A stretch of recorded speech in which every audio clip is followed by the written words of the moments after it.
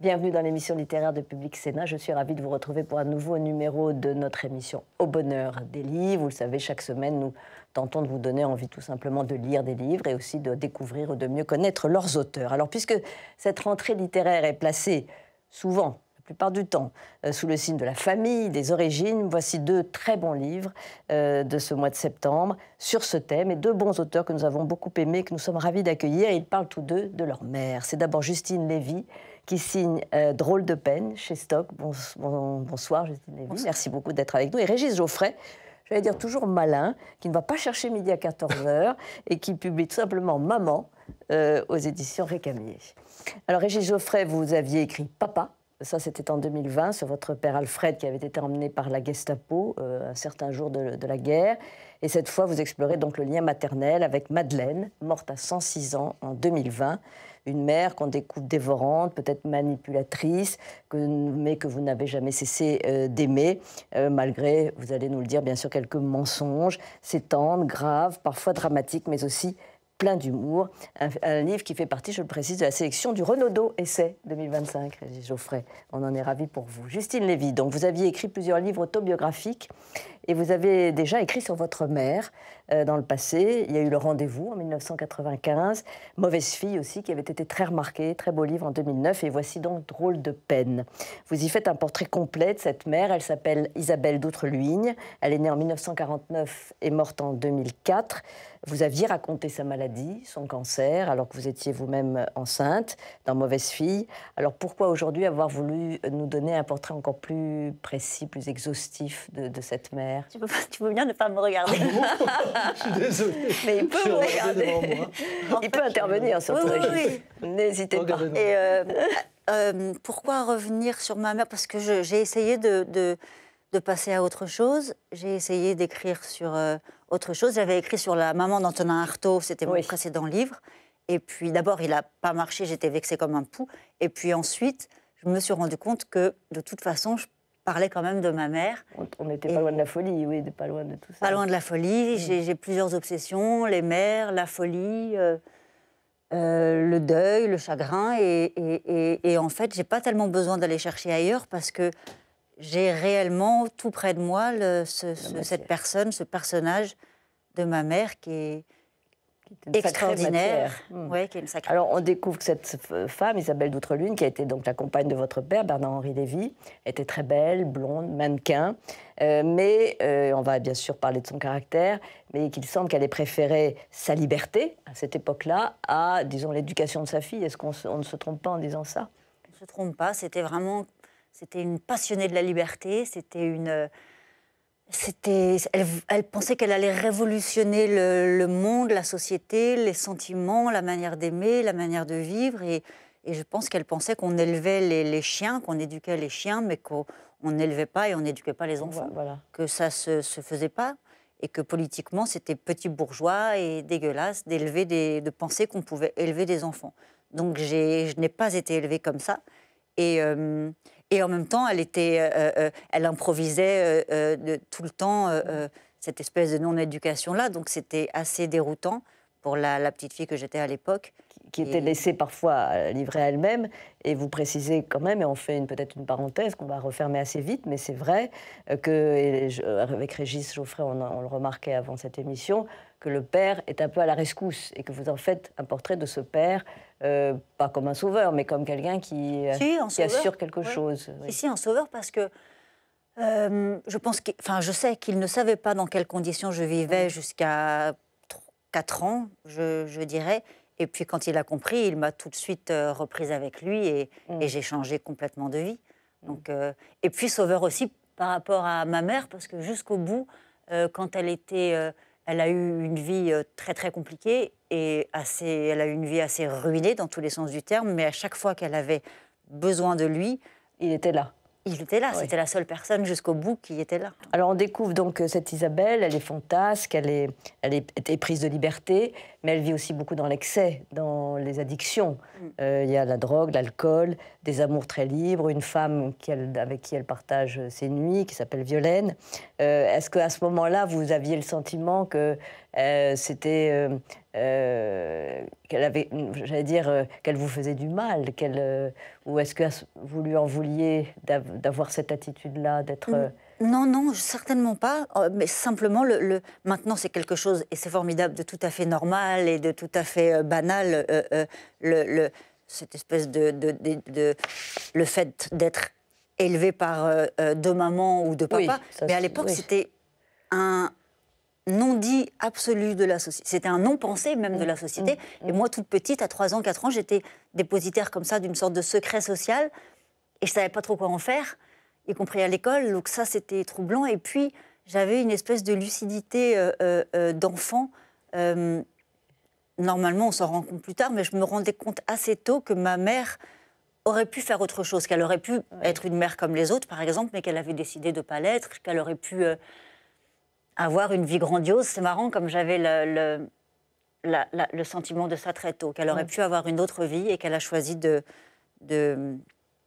la ruiner, quoi. Oui, et vous le voyez. Alors, évidemment, et ce qui est très touchant, c'est que vous lui trouvez des circonstances atténuantes, parce que vous allez enquêter, vous allez chez la grand-mère, enfin, sa propre mère, et on découvre quelle éducation elle a reçue elle-même, et qu'au fond, on n'est pas complètement responsable de ses actes. Il y a toujours une hérédité, quelque chose qui s'est passé avant, qui est fondateur. Et sa mère n'était pas tendre, et son éducation a été dure. C'est ça que vous dites. C'est ça que je savais, mais je suis allée fouiller un tout petit peu plus loin. Ses parents étaient des aristos pétainistes, qui avaient donc une photo du maréchal Pétain qu'ils avaient cachée après la venue de mon père dans leur maison, mais qu'ils avaient une photo du maréchal Pétain un portrait du maréchal Pétain, pardon, dans le couloir. Et ils ont élevé ma mère de manière extrêmement stricte. Ils l'ont envoyée dans pension. Et puis il lui donnait des médicaments dès que ça n'allait pas. Elle a été élevée comme ça. Alors, ça crée des addictions, ça, incontestablement. On peut voilà, pas, moi, je pense que ma grand-mère a créé la toxicomanie de ma mère. C'est terrible. Vous connaissiez Régis Geoffrey, cette Isabelle d'Outre-Lune? Non, vous ne l'avez pas rencontrée? Personnellement, non, pas du tout. Vous connaissez Bernard-Henri Lévy, mais... je connais un peu Bernard-Henri Lévy, mais récemment, d'ailleurs. Il y a quelques années. Mais pas cette femme. Non. Et vous avez rencontré des femmes qui ressembleraient à Isabelle d'Outre-Lune? Vous avez croisé dans votre vie des femmes de cette génération? Si je les avais croisées, ça aurait été plutôt ma génération, quoique un peu plus âgée. Moi, dans ma génération, j'en ai pas connu, parce que c'était la génération un peu avant. Oui, c'est vrai. Et nous, on n'allait pas à Katmandou, c'était pas... Je me souviens, ça nous faisait rire plutôt, on ne faisait pas ça, nous. Alors, puisque Régis Geoffrey parle de Katmandou, vous découvrez, parce que vous enquêtez, c'est ce qui est intéressant aussi, c'est que vous découvrez que vous avez été conçu en Inde, que votre père faisait un reportage à ce moment-là au Pakistan, et que votre mère était enceinte et s'est trouvée là, et là, vous partez sur leurs traces.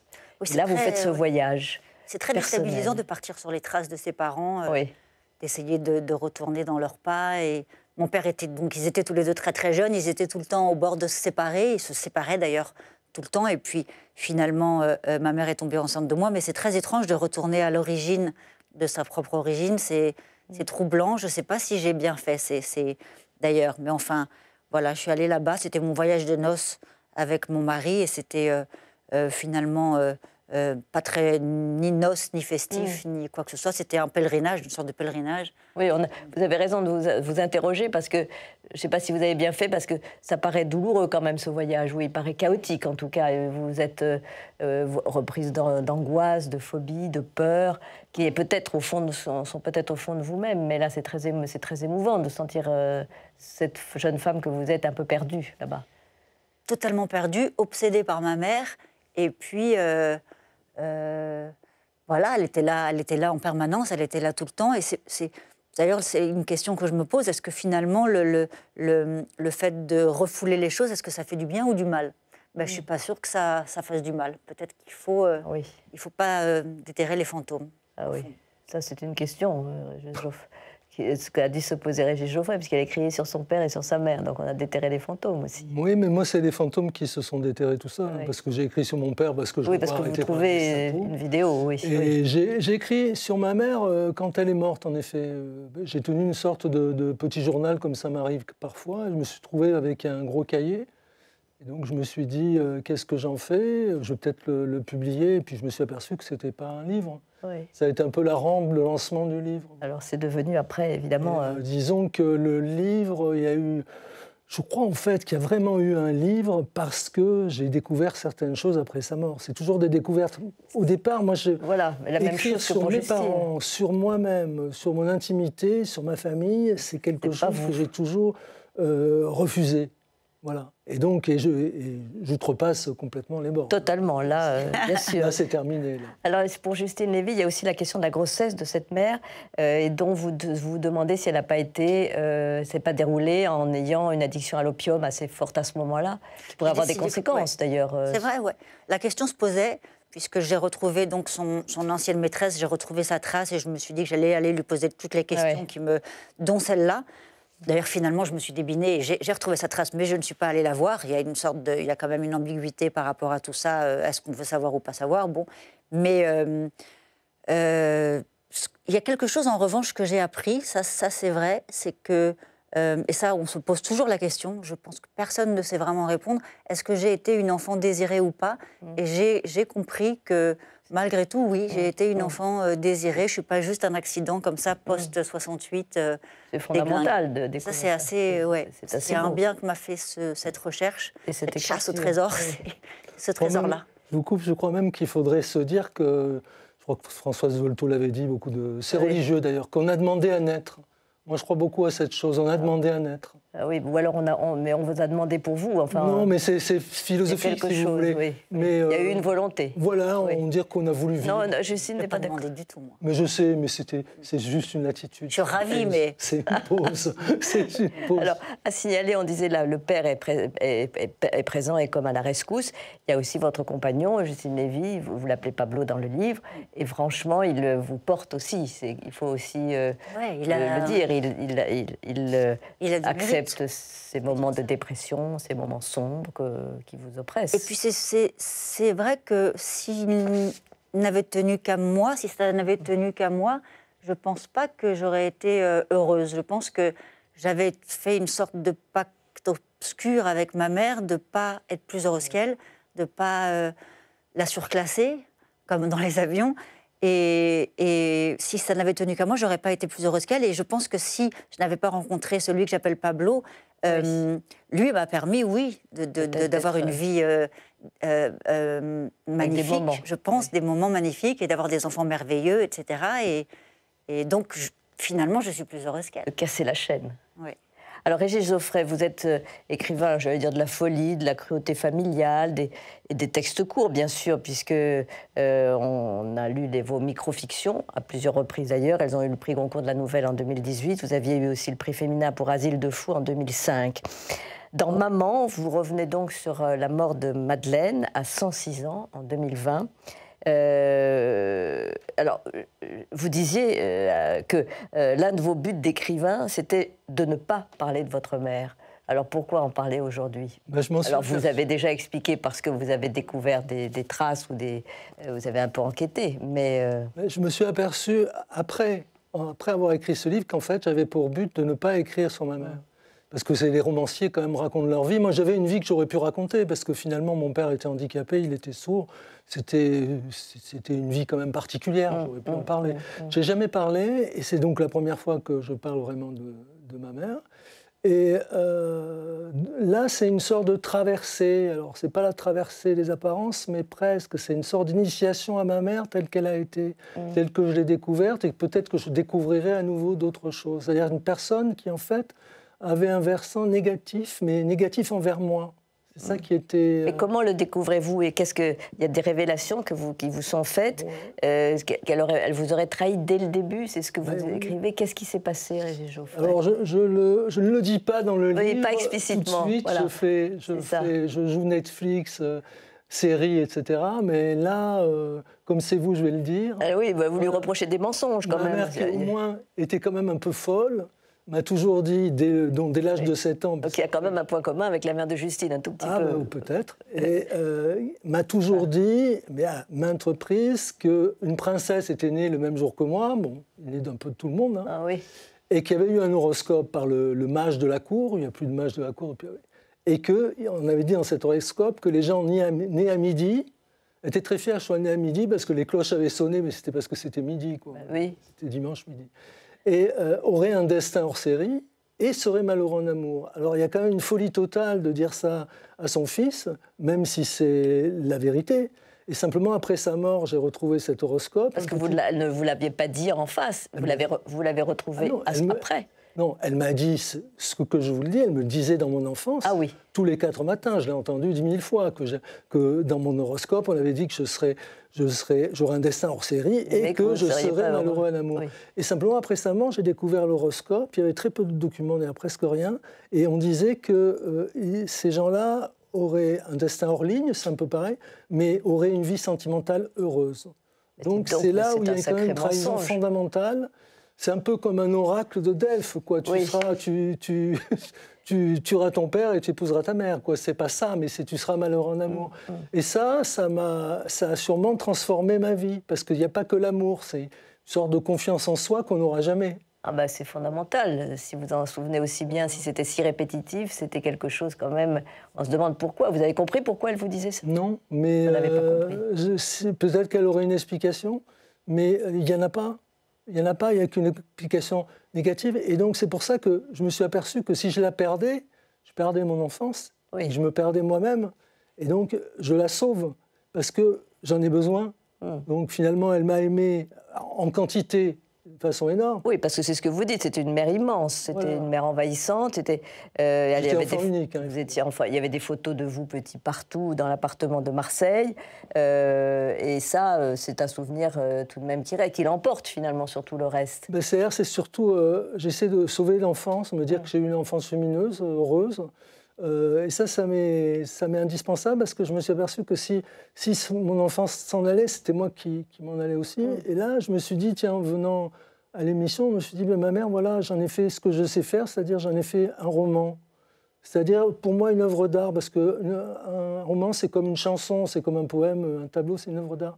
Et j'en ai fait ce que je savais faire. Je me suis dit, voilà, tout est dans l'ordre d'une certaine façon. J'ai fait ce que je pouvais faire de mieux, enfin, la chose que je sais faire en tout cas.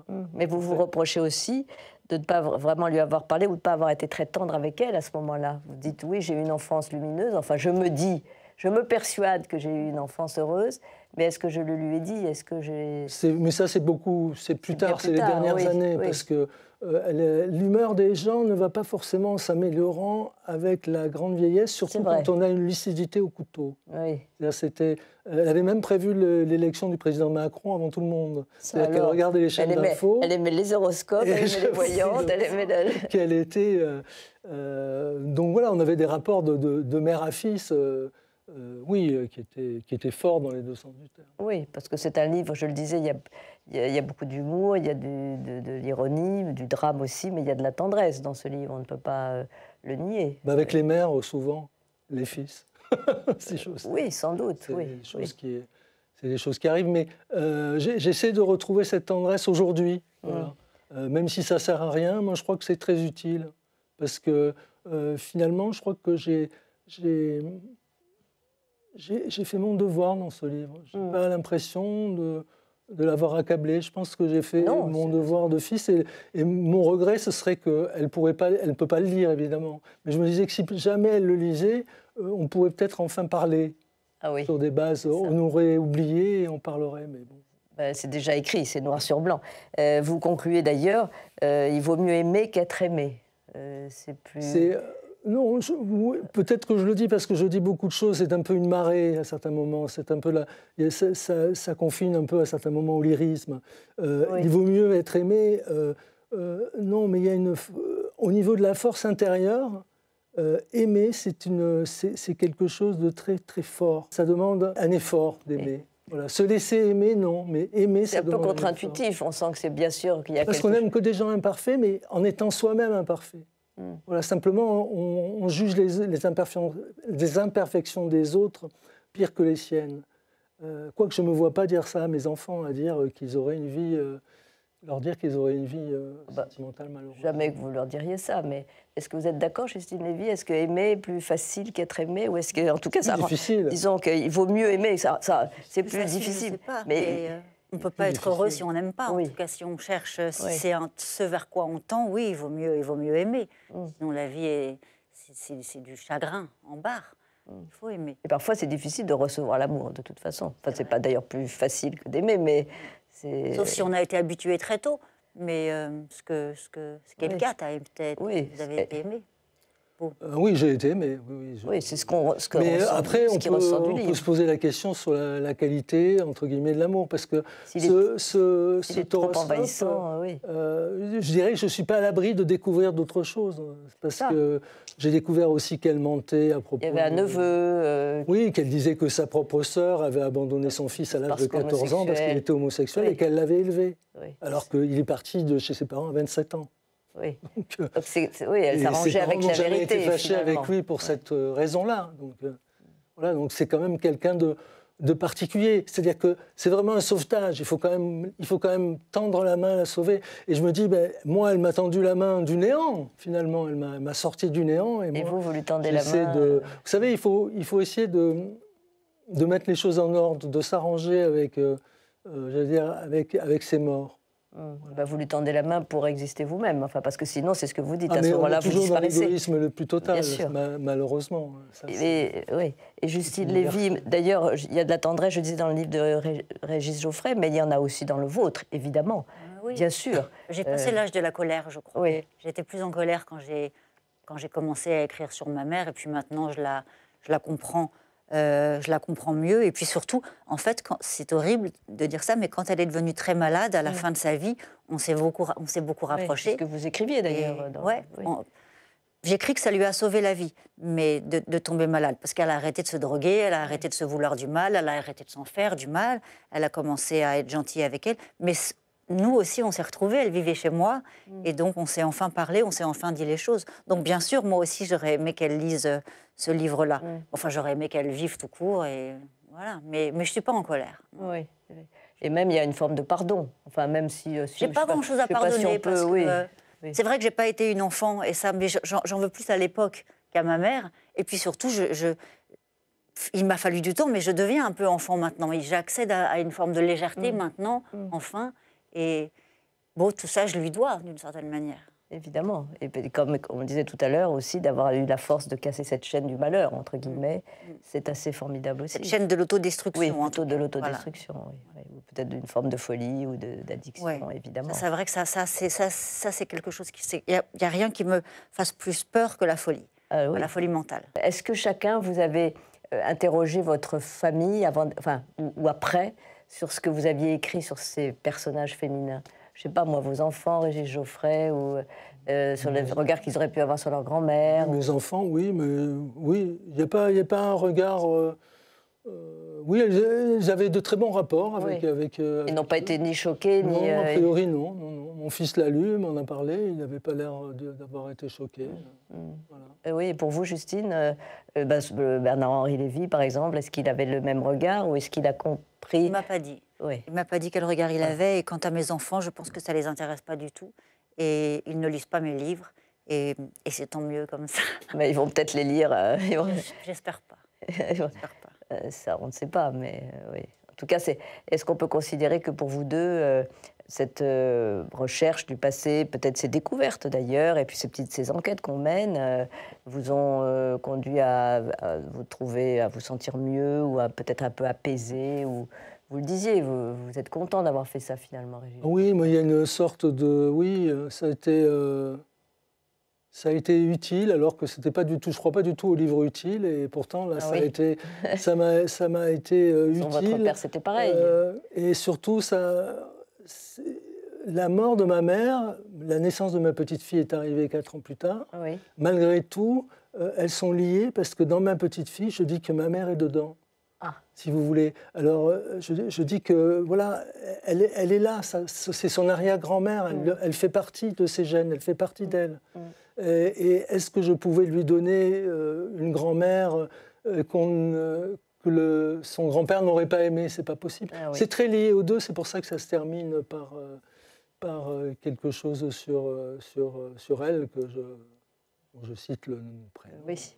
le cite aujourd'hui, Elisa. Bien sûr, Te salue. La petite fille, évidemment. Salut. Et pour vous, Justine Moi, c'est un des grands regrets Oui. de ma vie, que mes enfants n'aient pas connu ma mère. Et puis, savoir Oui. comment elle aurait été. Est-ce qu'elle se serait rachetée? Est-ce qu'elle aurait été une très bonne grand-mère à défaut d'avoir été... Parce que parfois, ça saute, cette génération. Et qu'on est Sûrement, beaucoup plus elle aurait été fantasque, elle aurait été comme elle est, mais sans doute, je ne sais pas en fait, sans doute assagie, j'ai envie de me dire ça. Et puis, j'aurais aimé qu'ils la connaissent, oui, ça c'est vrai.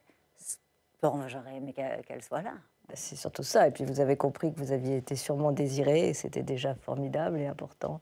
C'est-à-dire qu'on voudrait reconstruire non seulement notre vie, mais celle des gens qui ont vécu quand on écrit, parce que, comme on pourrait le dire, on a l'impression que ça pourrait se faire.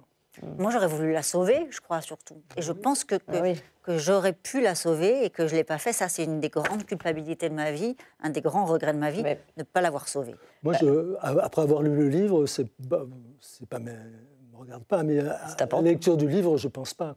Je pense que vous avez fait tout ce qu'il fallait et tout ce que vous pouviez faire. Bien sûr. C'est bien mon sûr. avis. Merci beaucoup déjà tous les deux d'être venus nous voir. C'était vraiment passionnant et tout à fait touchant surtout, et sincère. Quelques coups de cœur. Alors, puisque nous parlions des mères, eh bien, voilà le portrait de celle qui est très connue, enfin, pas tellement pour sa tendresse, Folcoche, l'héroïne de Vipère au point d'Hervé Bazin. Et c'est Émilie Lannet qui a enquêté sur les relations réelles qui unissaient l'écrivain à sa mère. Et puis, alors, on fait un petit pas de côté, mais avec le petit éloge de nos sœurs, de Nathalie Azoulay, que nous avions reçu d'ailleurs il y a peu de temps, aux éditions Folio.